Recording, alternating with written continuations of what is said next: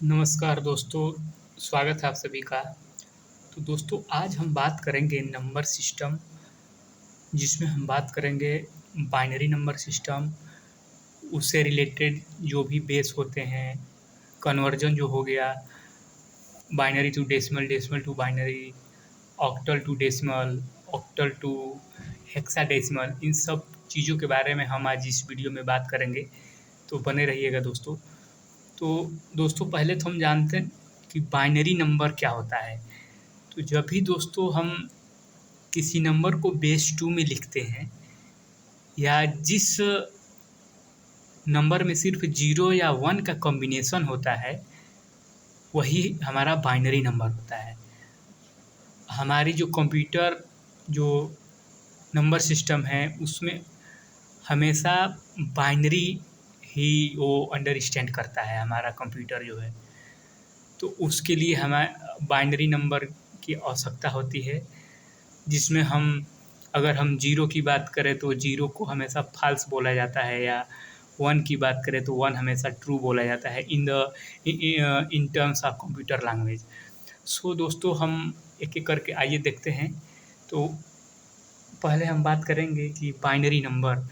तो binary number जैसे कि दोस्तों 101 हो गया, तो ये सिर्फ एक कॉम्बिनेशन है 1 और 0 का, जिसका बेस 2 है। दोस्तों हम बेस लिखते हैं किसी भी नंबर के नीचे, इसका मतलब यह बताता है कि ये कौन से फॉर्मेट में लिखा हुआ है। अगर 2 लिखा हुआ है, जैसा कि 2 लिखा हुआ है तो वो बाइनरी में लिखा हुआ है। वैसे ही अगर 8 के बेस में लिखा हुआ है तो ऑक्टल बोलेंगे।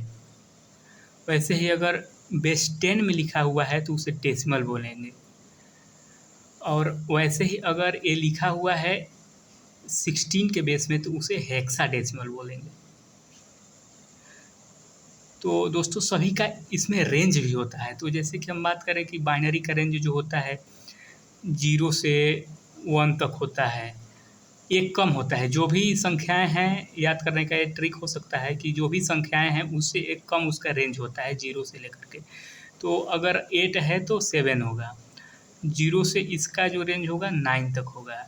वैसे ही इसका जो है 16 है तो 0 से लेके 15 तक इसका रेंज होता है, लेकिन इसमें 10 को ए से लिखते हैं, 11 को बी से लिखते हैं, 12 को सी से लिखते हैं, 13 को डी से लिखते हैं, 14 को ई से लिखते हैं और 15 को एफ से लिखते हैं। ए लिखने का इसका हेक्साडेसिमल का तरीका है। तो हम एक-एक करके क्रम वाइज देखेंगे। तो आइए पहले हम चलते हैं और देखते हैं कि बाइनरी नंबर कैसे लिखते हैं। तो जैसे कि दोस्तों 1 0 हो गया, तो इसको हम जैसे कि 0 और 1 हो गया, हमेशा पढ़ेंगे इसको तो हम राइट से लेफ्ट की तरफ इसको ट्रैवर्स करके पढ़ेंगे। तो 0 1 हो गया तो इसको हो गया ये 0 इंटू 2 की पावर 0 हो जाएगा, प्लस 1 इंटू 2 की पावर 1 हो जाएगा।